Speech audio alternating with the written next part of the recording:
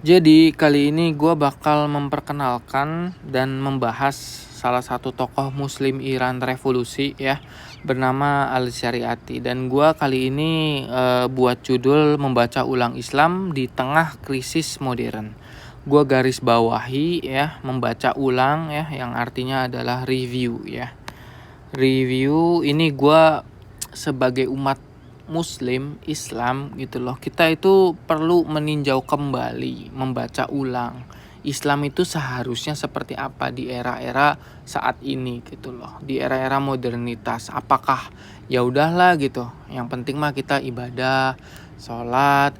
Ya toh kayak misalkan matematika mah kagak dibawa mati. Kita mah ya udah fokus sholat aja gitu loh. Apakah seperti itu? Ya udahlah gitu, kita mah nerima apa aja gitu, legowo, sabar. Apakah seperti itu? Jadi kita mesti meninjau ulang Islam itu seharusnya seperti apa, dan kita sebagai muslim harus bagaimana, seperti itu di tengah-tengah nih krisis modern. Oke. Jadi krisis modern itu sebetulnya ada dua. Datangnya dari human, dari manusia, ada datangnya dari environment, dari lingkungan. Oke, krisis modern ini memang sebetulnya fokusnya adalah ke manusianya ya, karena manusia akan mempengaruhi lingkungan.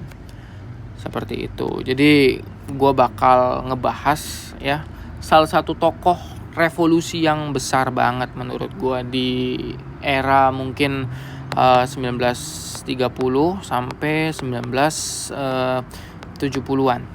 Karena Ali Syariati ini lahir di 1933 sampai meninggalnya itu kalau nggak salah 1977.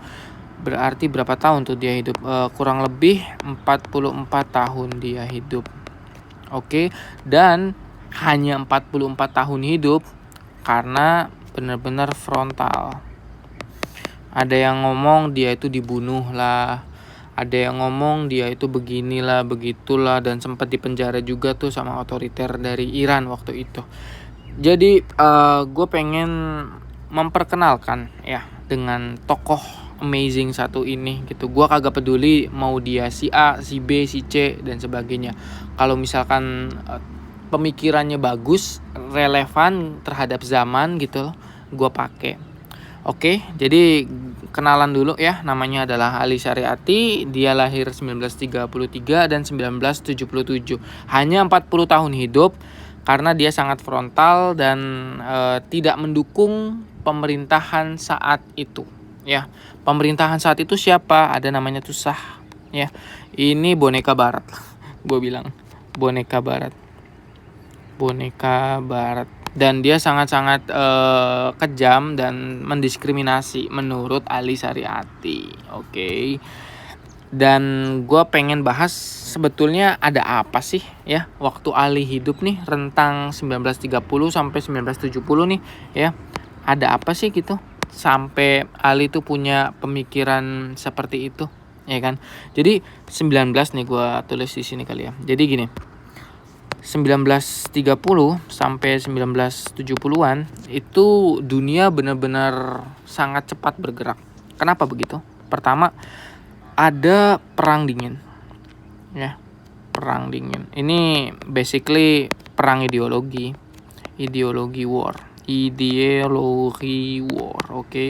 Ini basically perang ideologi yang mana kapital ya versus marxisme versus sosialis ya. Ini perang ideologi. Jadi negara-negara Asia Afrika ya di sini, Asia dan Asia dan Afrika ini udah mulai di sini udah mulai merdeka. Mereka udah sadar gitu loh bahwa ternyata kita dijajah gitu loh ya. Dijajah dulunya dengan senjata ya kan, dengan senjata nih dar-der-dor gitu. Ternyata sekarang dijajah dengan ekonomi loh gitu. Mereka mulai sadar, dan salah satu orang yang sadar dan menulis itu adalah di sini orangnya mana nih, Iran tuh di sini ya, Iran, namanya Ali Syariati. Dan dia ini mana nih, Prancis di sini sekolah. Prancis di mana di sini ya? Dia itu sekolah di Prancis gitu, di Sorbonne kalau nggak salah namanya, cek aja ya, Sorbonne University, membahas terkait sosiologi itu gimana sih gitu loh.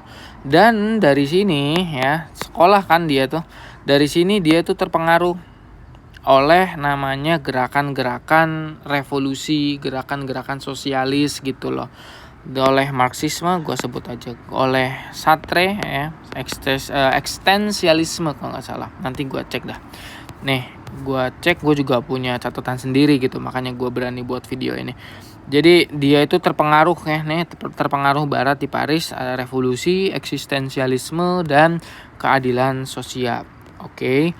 Jadi setelah dia sekolah nih, terpengaruh ini, dia itu sebetulnya ya balik nih ke Iran gitu. Ternyata ide-ide tadi, ide Marx ya, ide Marxisme, ide Sartre gitu, dia Islamkan, Islamisasi gitu. Maksudnya ide-ide dari Marx yang bahwa revolusi itu ada konflik, ada kepentingan, ada perang kelas, ada ini, ada itu gitu. Dimasukin lah tuh semua ke Islam. Di Islam juga ya, si Ali ini ngelihat udah ada ya, udah ada lengkap boy. Itu mereka mikir sana sini dan sebagainya ya, pokoknya ngelihat dari fenomena gitu, akhirnya ngebuat suatu rumusan yang mana ini nanti sebutnya Marxisme, Sartre lah, ini itu dan sebagainya, dan diislamisasi sama si Ali ini. Ali balik lagi dong ke Islam gitu loh. Ternyata di Islam udah ada di Al-Quran itu, kagak boleh namanya istilahnya apa, nanti gue bahas lah terkait terpisah ya, ayat-ayat Al-Quran yang membahas terkait ekonomi gitu, terkait modal. Yang namanya modal itu harus digilir gitu, kagak boleh numpuk di satu orang gitu, atau satu kelompok kagak boleh. Ini modal nih ya, nggak boleh numpuk di satu orang itu. Nanti gue tunjukin dah suratnya ya, gue lupa. Harus digilir gitu loh. Sebagaimana kayak misalkan satu kelompok nih dapat harta rampasan perang A, ya kan? Oke, kelompok 2 dia dapat harta rampasan perang B, dan nanti dari sini akan dibagi, digilir gitu, kagak boleh numpuk. Nah, konsep kapitalisme itu kan yang punya modal adalah yang punya kuasa. Semakin banyak modal, dia akan terus berkuasa, ya kan? Itu jadi oke, gue bakal lebih dalam ya soal Islamnya di sini, dan ngebahas terkait kita tahu bahwa 1930 sampai 1970 itu ada perang dingin, kapital versus Marxisme, ya kan? Yang kedua nih ya, ini gue banyak jelasin juga di bagian perang dinginnya. Kemudian setelah itu ya ada anti kolonial di sini yang udah gue jelasin. Negara-negara Asia Afrika mulai merdeka, Asia Afrika mulai nyadar ya bahwa mereka tuh dijajah awalnya dengan senjata, sekarang dengan ekonomi gitu. Kemudian gue lihat di sini, oke, Iran di bawah Shah. Jadi gini, yang ketiga ya, Shah ini boneka barat yang gue bilang ya di awal, dia itu sangat pro barat gitu, anggap aja boneka barat lah gitu. Akhirnya terjadi revolusi, ya kan, revolusi, dan dari sini Iran benar-benar jadi pusat dari perlawanan di Asia Timur, kan dari barat ya, Asia Timur gitu loh. Jadi ini jadi perlawanan negara Iran, salah satu negara setelah revolusi yang digantikan oleh Islam ya, Islam banget gitu. Dia akan menjadikan satu pusat istilahnya pusat perlawanan dari negara-negara barat, yaitu Iran gitu. Ini sangat elegan sekali gitu kan. Dan gue mau bahas lagi ya. Kali ini gue bahas dari Islamnya. setelah kita tahu Ali Syariati itu sangat idealis orangnya terhadap ide-ide yang dimilikinya gitu. Bahkan mereka akan cenderung frontal gitu loh ya, kaum revolusionis ini gitu.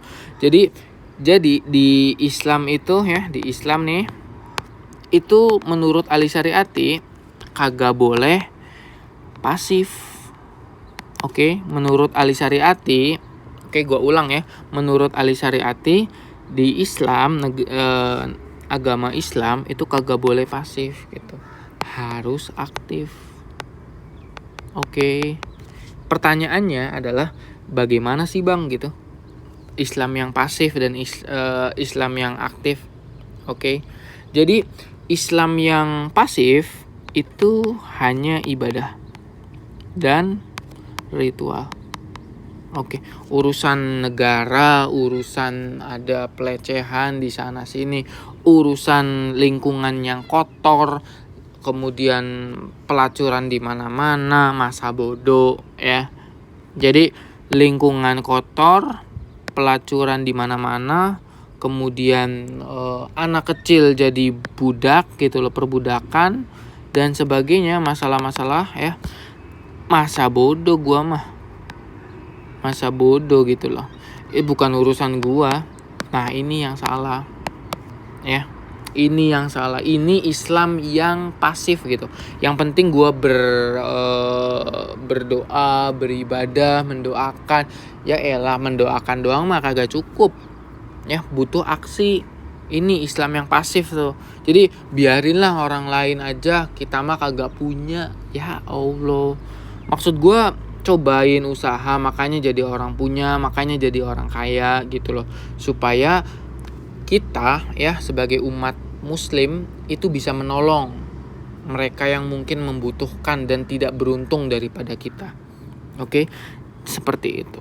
Islam yang aktif itu bagaimana menurut Ali Syariati? Islam yang aktif adalah Islam yang melawan. Melawan apa bang? Melawan kedoliman, melawan ketidakadilan lah gue bilang. Ketidakadilan. Oke, jadi Islam yang aktif adalah aktif melawan. Jadi nggak cuman Allahu Akbar, sholat, jebret gitu kan, ya udah salaman iya gitu, terus kembali bekerja seperti biasa dan melupakan segala sesuatu. Kalau ingat sholat dan sebagainya kagak. Islam yang aktif itu menurut Ali Syariati adalah Islam yang melawan kedoliman. Dolim terhadap diri sendiri, ya kan, dolim terhadap lingkungan, jahat gitu kan, dan bener-bener kagak ada ruang untuk ketidakadilan itu merajalela gitu. Seperti itu menurut Ali Syariati, ya kan. Islam di sini sebagai ideologi pembebasan gitu. Ada Islam merah, Islam putih, dan manusia juga menurut Ali Syariati ya, ini harus aktif begitu.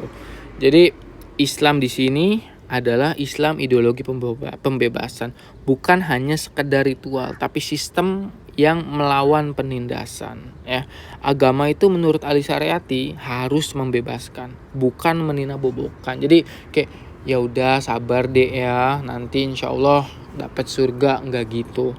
Ya, Islam sebagai ideologi pembebasan itu adalah enggak hanya sholat, tapi juga melawan ketidakadilan. Oke. Kemudian ada Islam merah, Islam putih. Ya, Islam merah ini adalah revolusioner. Islam hitam itu adalah alat penguasaan, alat penguasa gitu, yang untuk meninabobokan rakyat-rakyat, istilahnya seperti itu ya. Dan lanjut ya, tauhid itu adalah revolusi sosial. Kalau Tuhan itu satu ya, menurut Ali nih, itu ya udah gitu, manusia pun setara. Ngerti gak maksud gue? Jadi benar-benar menolak Tuhan-Tuhan yang lain.